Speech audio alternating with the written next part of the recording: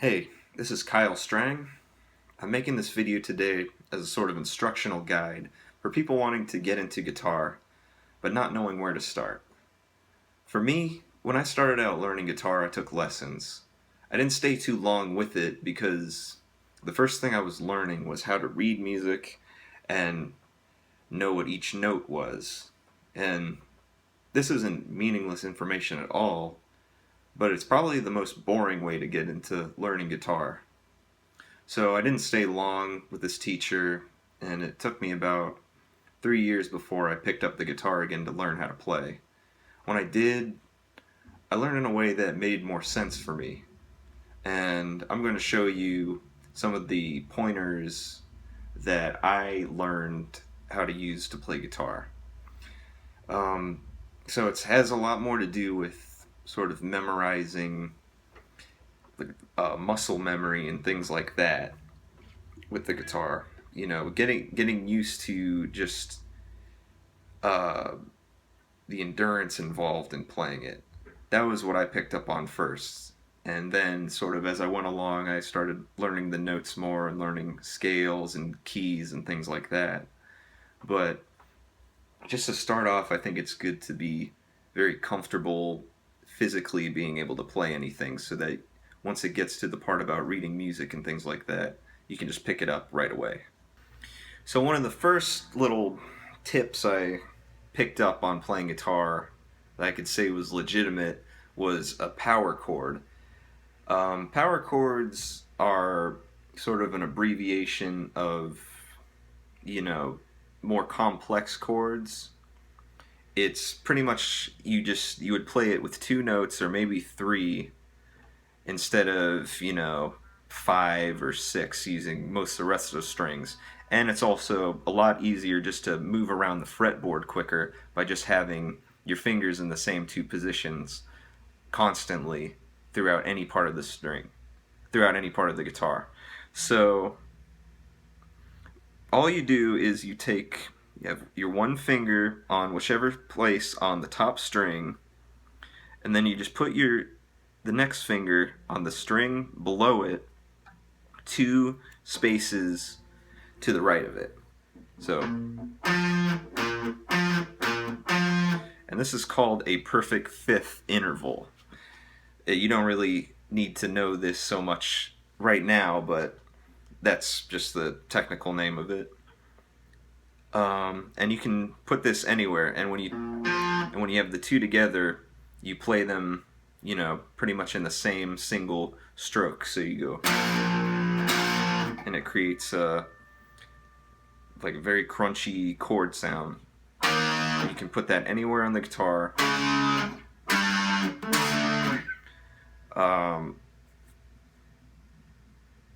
Yeah.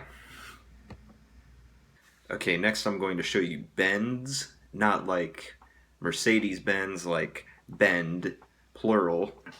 So what you do with this, it's more to do with soloing or things, but sometimes it can even find its way into rhythm, just if you're quick enough, sort of for covering mistakes or things like that. But pretty much a bend is taking a note somewhere that's lower than the note you're trying to reach and pulling the string up until it reaches the pitch you're looking for. So let's say I'm on this note right here, but I actually want it to sound like this note. I'm going to have to bend the string up like this. So I play this from a sound like this, but I bend it up.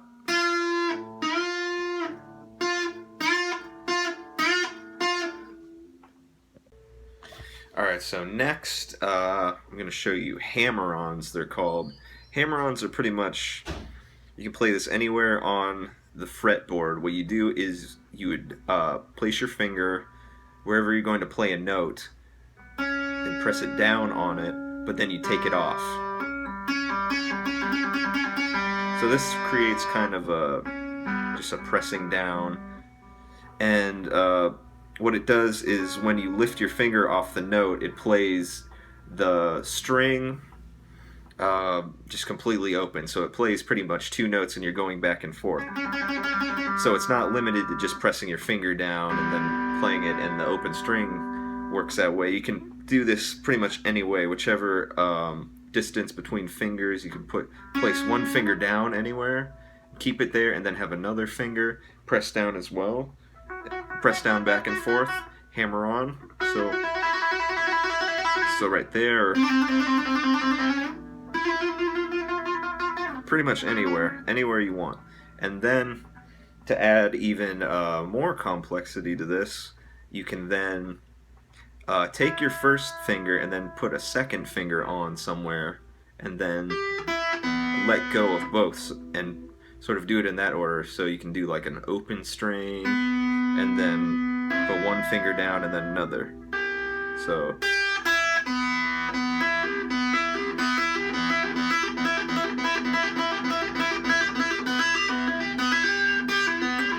Or put it in the reverse order. Then you can do that anywhere on the guitar as well. So.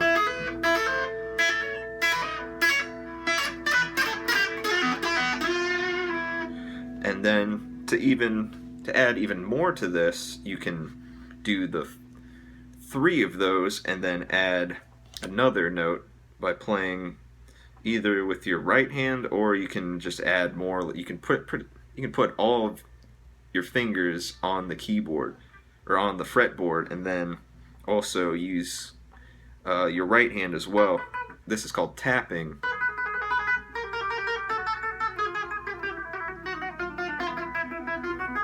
So just pretty much every finger you can have, 8 notes playing, and then a 9th one, which would be the open string. I can't really do that. I'm pretty much good with just one finger on the right hand and 4 on the left. So you go.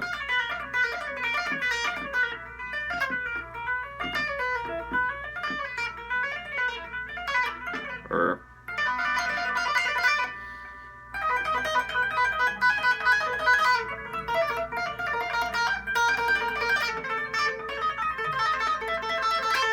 anywhere else like that. So that's hammer-ons, which is just your left hand, and then tapping is with your right hand. So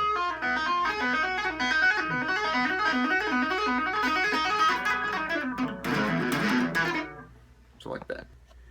So next I'll show you harmonics. Harmonics are pretty much the same note as whatever you'd be playing, like any note on the string. You could be playing A or B or anything like that. And what it is pretty much like a higher pitch, sort of like a more like airy version of the note. So let's say I'm going to play open, the open top string E, and then pretty much what it is because every note eventually comes back around once it's 12 notes up again. You pretty much just play 12 notes up, but you don't press your finger completely down. So this is the 12th fret. You would play the same note. So it's,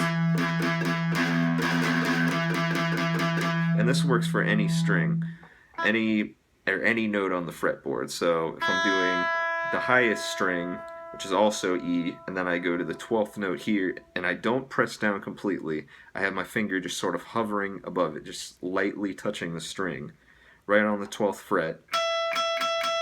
It plays the harmonic of it. Now, harmonics aren't just 12 notes up as well, but it's the same pitch as whatever you're playing. There's also one's 7 frets up right here. So, and then there's also 5 notes up, and this one is higher pitched than the other two.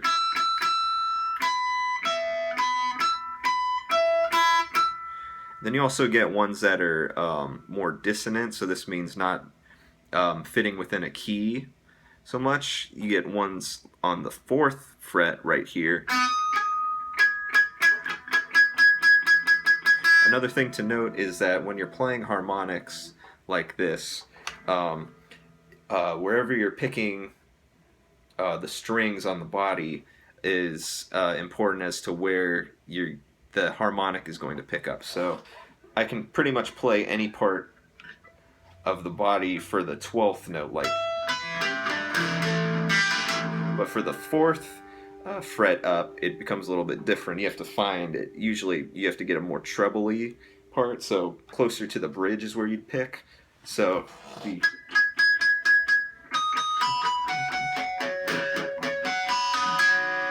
So you pretty much get all of those. And then, now bringing it back to tapping, to learn a certain type of harmonic, like say you would have to press down a note, but then you would have to reach up 12 notes up ahead of that. So that's pretty difficult, you know.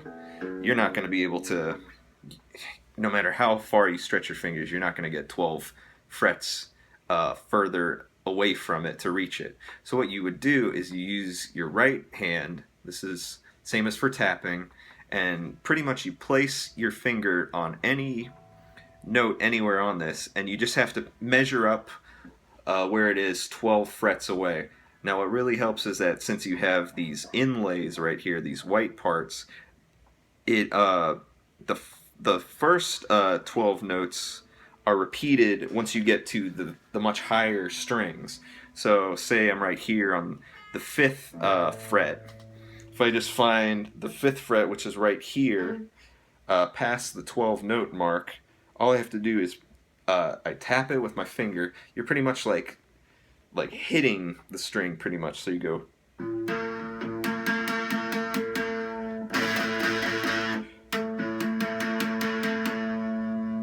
And you can do the same with, if you have a power chord, you just, whichever note you press down on the string, you find that 12 notes up and lightly tap it with your finger. So I have my fingers on the 5th fret of the top string and then the 7th fret of the 2nd string. So I can do like this, as you hear with the 2nd string on the 7th fret. And pretty much you can do the same with 7th fret, find the 7th fret for that, or the 5th fret up and just do the same thing tapping, and you'll get a higher note. So that's pretty much that for harmonics. Alright, so last I'll just be showing the standard chords you would play on the guitar. So using the 7 notes in music, each one is made into a chord of notes that fits within the key of it. So I'll just show you. There is A, which A would be open note on the 2nd string because that is the A string, and then the next 3 notes are all on the 2nd fret for the next 3 strings. So that's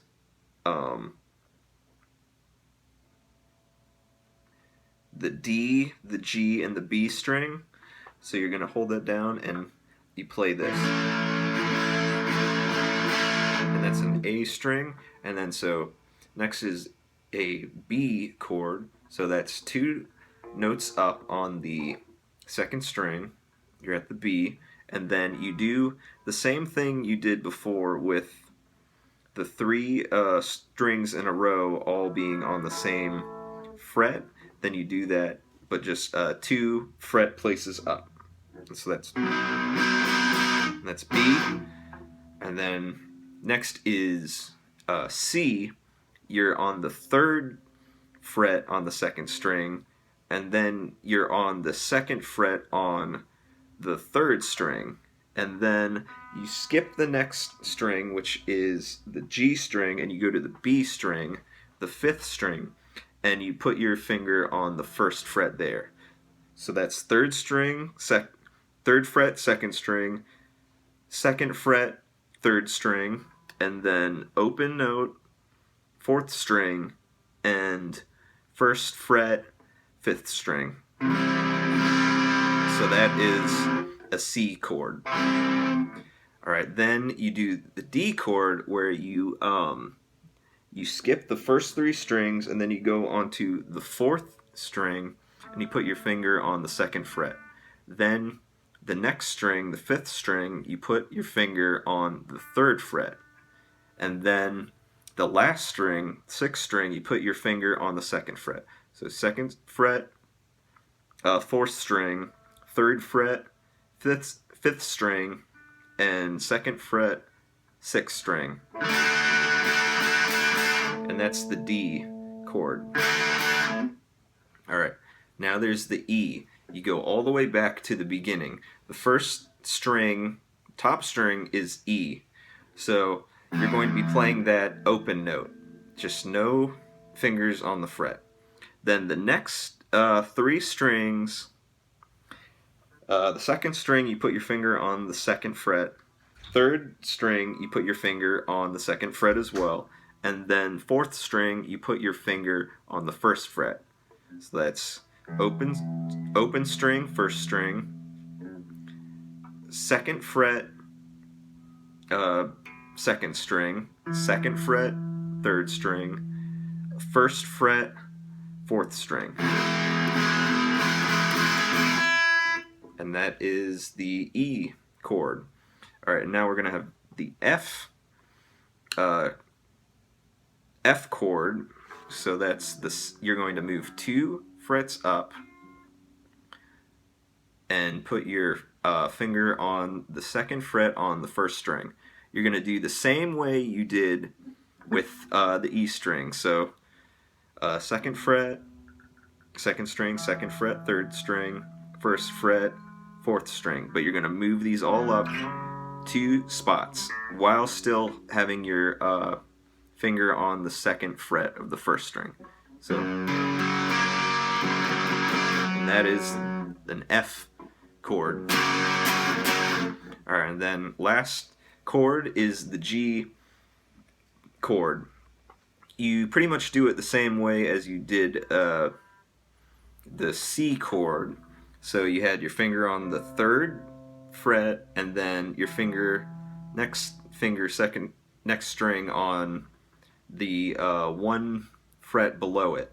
But you're doing this on the 1st string and the 2nd string. So 1st string, 3rd fret, 2nd string, 2nd fret. But then you're also taking your ring and your pinky, and you're placing them on the bottom 2 strings, the 5th and the 6th string. Both of them will go on the 3rd fret. So 1st string, 3rd fret, 2nd string, 2nd fret. Skip the 2 in between, and then 5th string, 3rd fret, 6th string, 3rd fret. Alright. Alright, so that's the G. So A, B, C, D, E, F, G. Alright, and that is all the time for today. I hope you can use these things. Just mess around with them as much as possible. Just don't worry about how good or bad it sounds. Just go all crazy with those. Just experiment a whole bunch and just work your right hand a whole bunch. So I hope this benefits you in some way and encourages you to follow through with playing guitar. My name is Kyle Strang. Thank you.